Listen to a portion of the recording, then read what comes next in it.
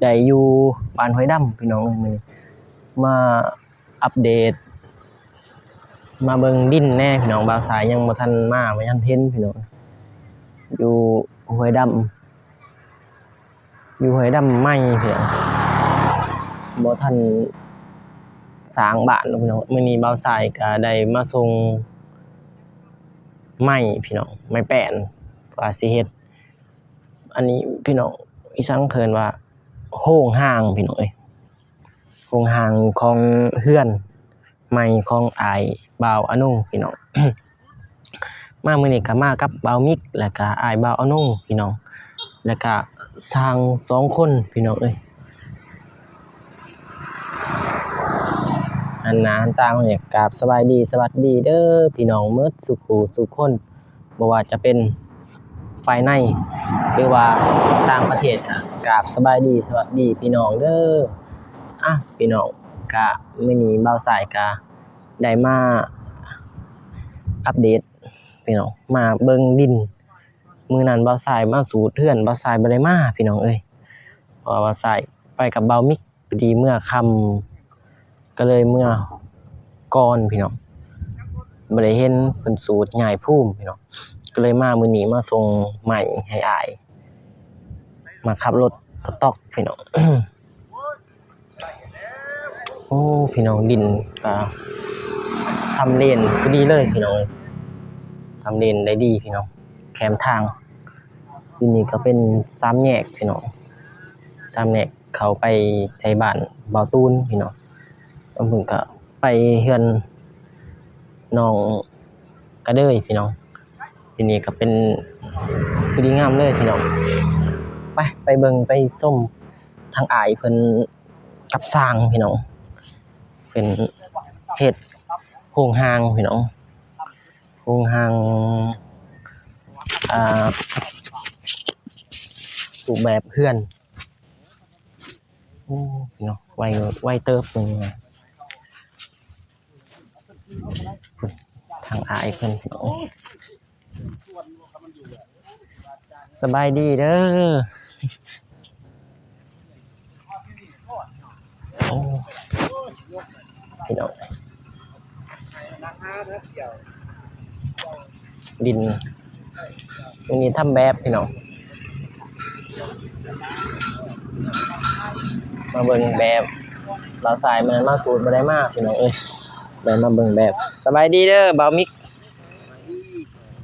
สบายดีมาส่งใหม่เนาะมื้อนี้เอาใหม่อยู่โรงเรือยเนาะโดยโรงเรือยอยู่คายใหม่แล้วก็เข้ามาไปเบิ่งอ้ายแนะนำสร้างเนาะซอยอ้ายเพิ่นมื้อนี้โอ้คือมืดแท้ไม่แดงสบายดีเด้อบ่ได้มาบ่เห็นหน้าเห็นตาดนน่ะบ่าวสายกะบ่ได้มาขาด2มื้อ3มื้อบ่3มื้อเลยเด้ไสเก็บเด้ตัดบ่กาแฟนี่ตัดแล้วเอาฝามาโลดใส่โลดกับเกกาเฮ็ดเฮือนพี่น้องเอ้ยเฮ็ดแบบเฮ็ดแบบจ้างสร้างสบายดีเด้อสร้างจ้าสบายดีแผนพังแฟนพังเฮ็ดแผนพังหาแนวสอหามุมเพื่อนเราอยู่ตัวไหนตัวไหนโดยจ้างหมู่พี่น้องเอ้ยบ่น้องบ่มีเวลาหาบ่ซอหาจังซั่นนั้นเฮ็ดไปแล้วหั่นมันสิผิดอยู่วันหลังคาเฮ็ดเรื่องอะไรหลังคาแล้วสิตัดบัดเวลาตัดลังเนาะแม่นเอาดินเขาแต่ทาอันนี้พี่น้องเอ้ยทาดินเบาตูนบ่ทันมาได้รถนึงบ่ได้รถนึงแต่ว่ามีหินหลายเพิ่นว่าหาซอกตัวบ่มีหินหายากกันว่าตอนนั่นก็คือว่าดินสดเนาะโอ้มื้อนี้ไปเบิ่งคนคือบ่มีเลยอ่ะแต่เมียนเว้ามื้อนั้นเว้านำกันแม่นบ่ฮัลโหลพออยากได้ดินนี่นะมีบ่ดินสดได้ดินสดพี่น้องเอ้ยเพิ่นว่ามันมาส่งมีแต่หินเศร้าๆน้ำที่ใหญ่ตัดคือมาง่ายอย่างนี้ปีนมาเมื่อยแล้วตัดแถวเดียวนะตัวนี้ตัดเลยบ่ล้างบ้านพี่น้องตัวนี้ล้างบ้านก็เฮือนครัวนำแน่แหละ เป็นเฮือนครัว ห้องน้ำ พอดีงามพอดีเลยเฮือนครัวทางหลัง เฮือนครัวก็4เมตรนั่นแหละเนาะ4เมตรเฮือนครัวว่าเฮือนครัว4เมตรพอ โอ้ยเดี๋ยวเพื่อ 4เมตร3เมตรเนาะ 4 เมตร จักเซานี่อ้ายสิเฮ็ด 18เสา โอ้ 18 เสาอันรวมถึงเงินครัวก็สิประมาณ22 เสา เซา เสา เลื่อนตรงเสาของน้ำก็ไปอีก2เอาออกอีก2 เสาก็เป็นเสา4 เซาสี่ โอ้ยผ่านเลยงาน เซาเซาหาพอดี บ่อย่ามันแคบ เออ แคบนะ แล้วจะมีเวียกมีงานกันนะ มันยากบ่งาม ไปเฮ็ดมาได้ครับก็จะ มันเปื้อนเนาะเปื้อนสเปรย์ เฮื เห็น อน บ่ ครัว เปื้อ กัน บห้องน้ำเปื้อนเวลาเฮา ของน้ำสูงออกไปอีก อืม เฮือนครัวครับ ของน้ เฉพาะเฮือนครัวเลย ำของซักเครื่องแล้วก็มีของ เนาะ ขายนะสองอย่างคนทำบ่หลาย แม่น เพื่อแล้วกันว่าสิเฮ็ดแบบไอ้ทั่วไปก็ของน้ำทั่วไปก็เฮ็ดทุกเชิญเฮ็ดอยู่เนาะเวลามีงานแขกมีงานขึ้นเรือนขึ้นศาลบ่จัดงานแต่งลูกบ่เฮาไปอยู่เนาะ แม่น เครื่องทั่วไปนะ เดี๋ยว โอเค เดี๋ยว อืม มันก็สิบ่มาถ่ายเรื่อยๆดอก มีแต่งาน มันจะงามๆเลย ถือว่าใหญ่ได้18เซาน้อย ใหญ่ ๆใหญ่ มือทำอิฐพี่น้องเอ้ยเนาะมาลงมือวันที่22ว่าสิเอาต่างขึ้นนะ มือทำอิฐของสร้างแล้ว แต่ว่ามันนั่น 14รักไม้เพิ่น14คูณเอาบ่ตัด กินข้าวกินน้ำแล้วบ่สร้าง ยัง กินน้อยได้ไปซื้อกินเพิ่น อืม ไปเบาสายไปซื้อไปบาลาไปซื้อบะมิก ให้บ่าวมิกไปซื้อจักหน่อยกินข้าว บะมิกไปซื้อ ได้ยังไง ตาดาวโลตาตาได้มัน เสียแต่หินลาย ใส่ได้ หินก็หินแค่ในให้หินน้อยเนาะหินอันนี้ บ่กินก็บ่น้อย บ่หินแบบเอาทุบง่ายแน่หิน บ่เฮียนอันนี้มันจะว่าทุบง่ายแข็งเด้ แต่ตัวนี้แหละสิถือกันเนาะ พอดีงามแล้วแหละนี่ ก็ไปถือวางได้แล้วบ่จัก ถือจะได้ เสียงตายคนหน้ารอ ได้จะได้เอาสำนันนะแต่ว่าเสื้อสร้างเพื่อนเพิ่นว่าแน่นก็แน่น โอ้ยบ่อยากมึงบ่แน่ โอ้ย ไทยเด้เขาเฮ็ดเทือนเขา อืม เล็ก8ตัวมันบ่มีอันนั้นนะมันบ่มีคอหั่น อืม แล้วเขาก็เฮ็ดเท่าสำเร็จรูป อืม บ่เฮ็ดเป็นอีสังแห่งบ้านเขาก็เห็นที่นอ แผ่นดินไหวเนาะ เป็นจักแผ่นดินไหวบ่จักน้ำ ดินถล่ม ปลายน้ำลายได้ทาง บ้านเฮามันสิมีไปสรีสบาย อยู่นี่เนาะ อันนี้แห่งครั้งแล้วมันสิมาตั้งแต่ไปอยู่ อืม เออ จังแล้วเว้ยเกินหวยลำพันแตกจังว่าแล้ว แล้วมันแตกไว้แตกทางนี้นะ ไปทางบุญเนาะ ไปทางบ้าน โอ้บ่าวมิกมื้อนี้แต่งตัวดีว่ะ รอเลย คือรอว่ะมื้อนี้โอ้ บ่า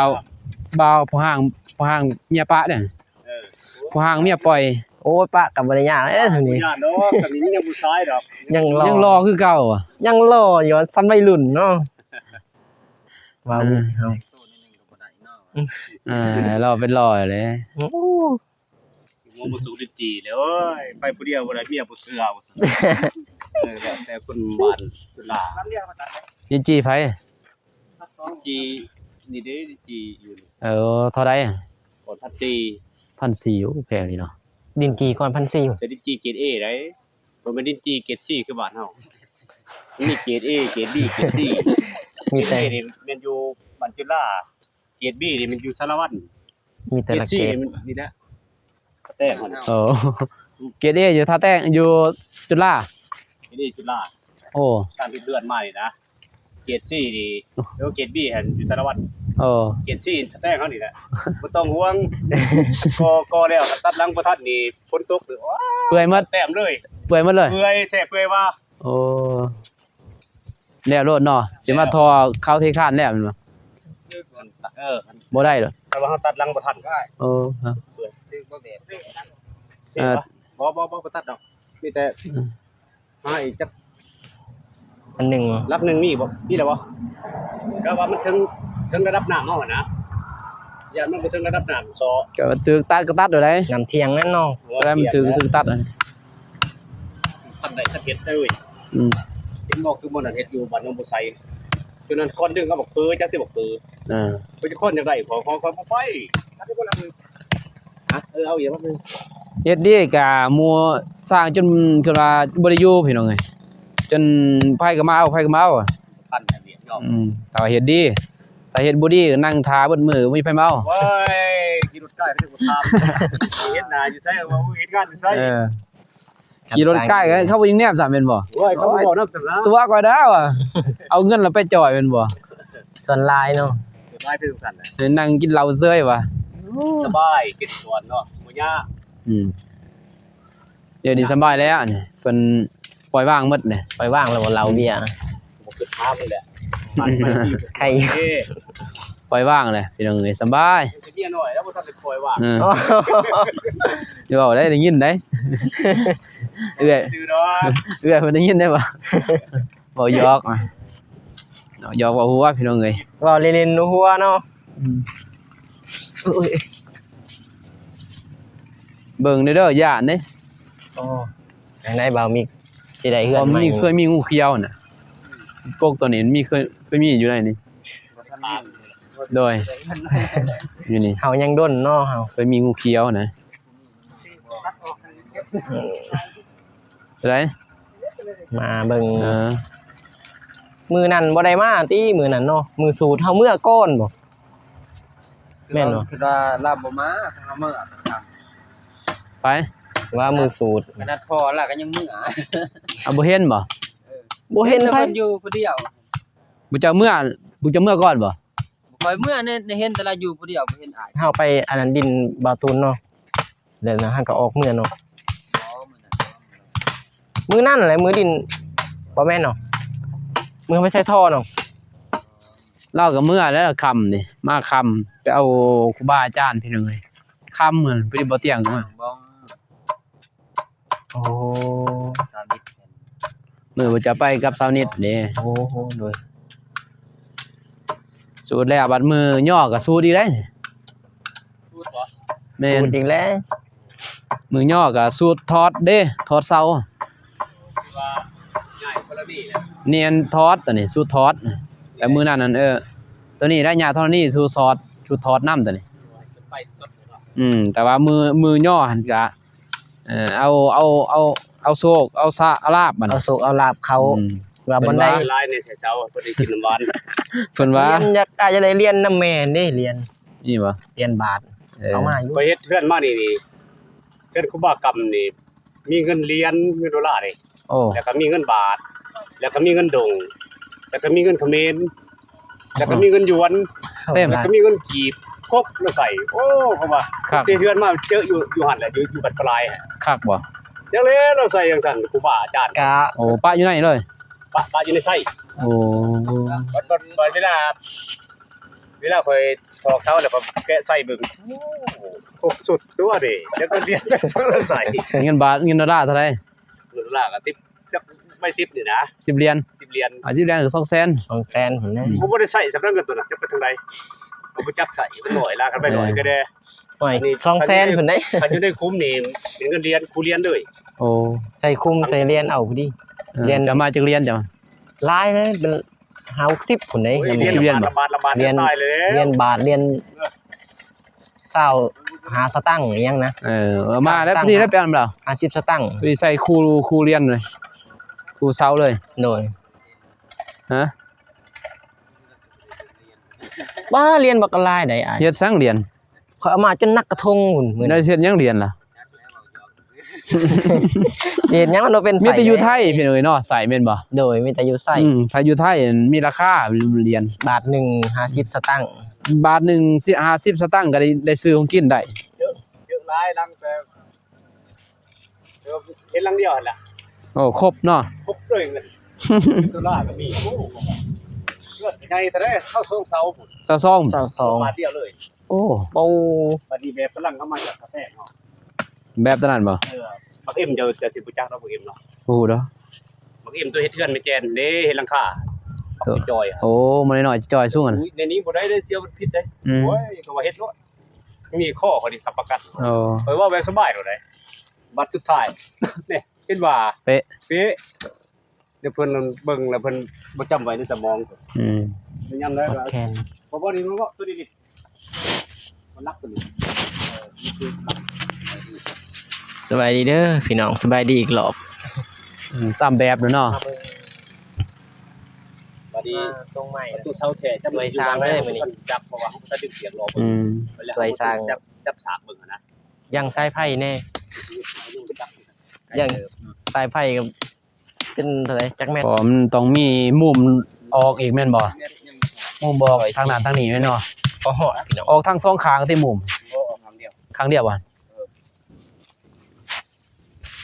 เป็นดอกครั้งนี้ ออกบ่นี่บ่จะมาเบิ่งเนาะ ตามแบบ เฮ็ดโมเดิร์นบ่ไอ้ ทรงสีรุ่งเพิ่น ลุงกุ๊บ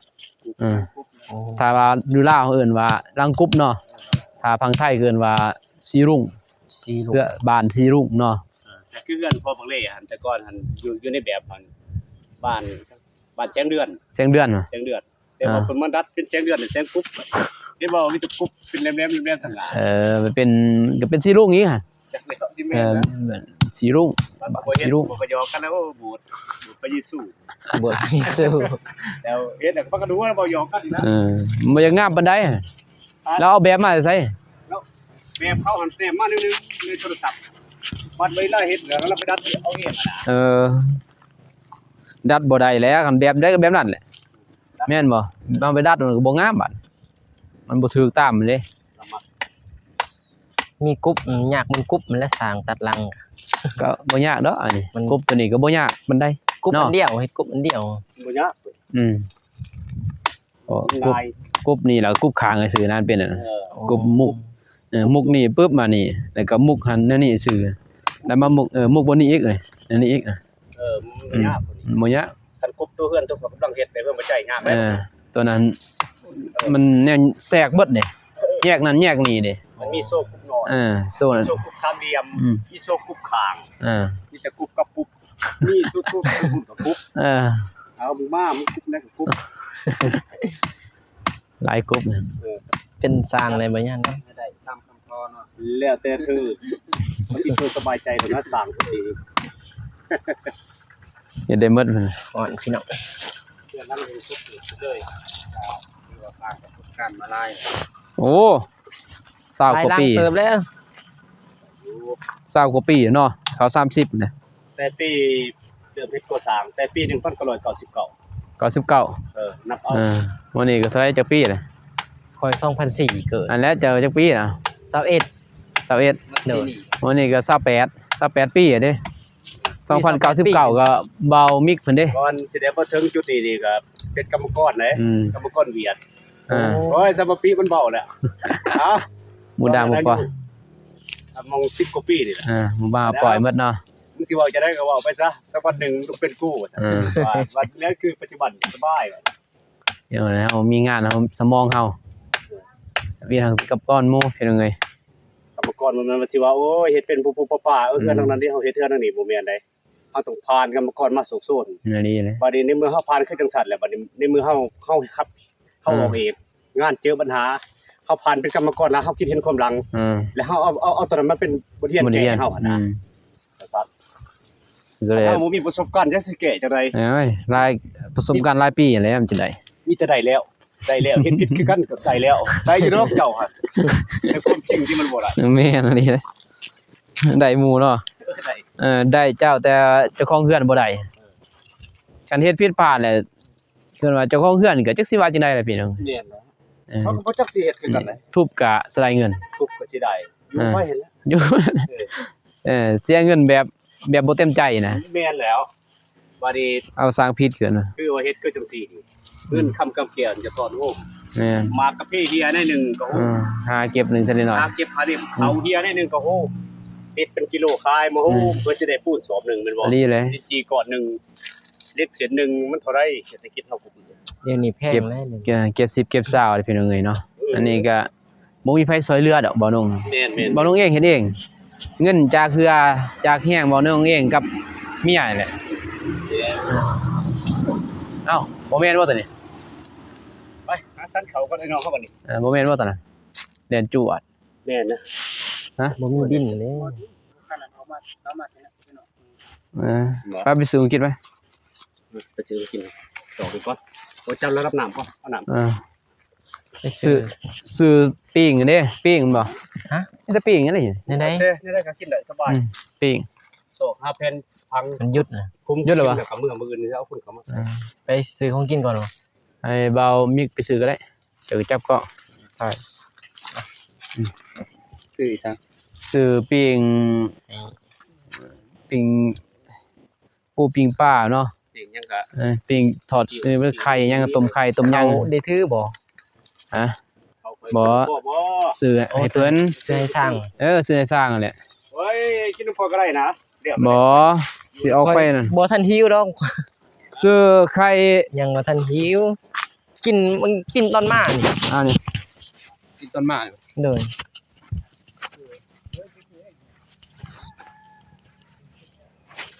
เดี๋ยว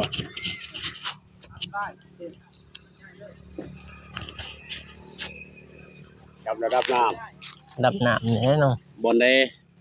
ต่ำก็คือต่ำบนได้สูงก็คือสูงบนได้สูงของพัดเล่าโลกใต้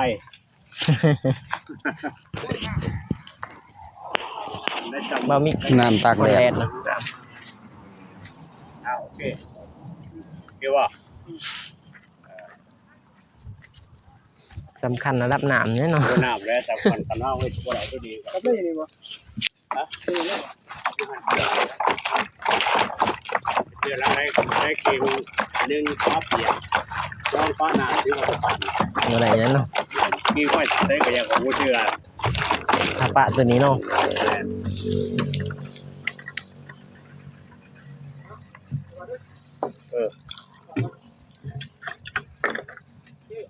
พี่ว่า จับระดับน้ำพี่น้อง ผมเวียนหัวแล้วกดขึ้นจับขึ้นดิ สูงบ่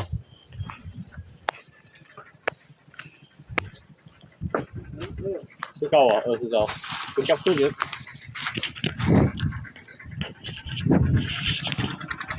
อธิบายบาวมิกชาแนลถ่ายของเบาสายเองพี่น้องเอ้ย ไอ้วะ หลังจับระดับน้ำเทียง มาเบิ่งเฮาบ่ได้เป็น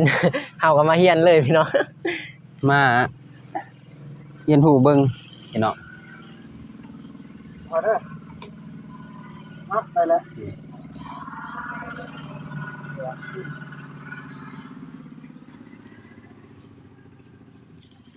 โอ้ถือว่าใหญ่ อากาศก็จักฮ้อนแน่มื้อนี้แดด แดดเมี่ยงๆเลย แดดร้ายมื้อนี้ว่านนี้บดได้วันนี้ เมื่อวานนี่บดเหมือน กลับมาว่านนี้บดวัน มื้อนี้แดด มื้อนี้แดดต้อนรับนายสร้างเฮา ดีมาเลย เพราะว่าแฮงบ่มีตูบมีหยังเนาะ พี่ ยัง ว่า บ่ทันมีตูบมีเที่ยง พี่ว่า มื้อนี้แล้วบ่ได้สั่งตีแบบแล้วเนาะ โอ้ย แล้วที่แบบ นี่ดีแล้วก็มีแต่สอกหาสาหาเดียวแล้วก็สอกหาคุ้มตักเตา โดย แล้วมืออื่นก็หาคนมาคุด คุ้มเท่าไหร่ บ่าวมี กับเคยมีกรรมกรติดตู้ โอ้โอ้ ทีมงาน ทีมงาน หลาย สร้างเอง งานหนึงก็ยังอยู่เพื่อนหลังหนึงอยู่บ้านเฮานี่ โอ้ หลังนั้น ถือว่าเวียกดี แปดเช้าเบิดนะแบบเดียวกันนี่แหละ ถือว่าเวียกดีช่วงนี้เนาะ เจ็ดน้ำบ่ทันแหละจับ โดย ให้แลนบัวบ่จับกูจะให้ไปโบกไปเทไปจับกูยังให้ติดกะโหลมาบ้านนี่3-4คนมาย้อมอย่างเดียว ตัวนี้ได้เว้าก่อนได้สัญญากันก่อนแล้วบ่ยันป่วยแหละ โดย หันแม่พุ่นนี่จักที่แม่พุ่น มีปุ่น แม่พุ่นขายเครื่องย่อยนะหันใหญ่ อยู่ตลาดเห็นบ่ เอ้ยนะเพื่อน ตัวลุมเลยตัวเทิง ฮะ ตัวลุมเลยตัวเทิง เป็นพอร์ตบ่ ตะกี้2ขีดนี่นะ โอ้เบิ่งเอาตัวนั้นล่ะ หน้าทางได้แนวดีเลยพี่น้องเอ้ย ได้แล้วก็ พอร์ตบ่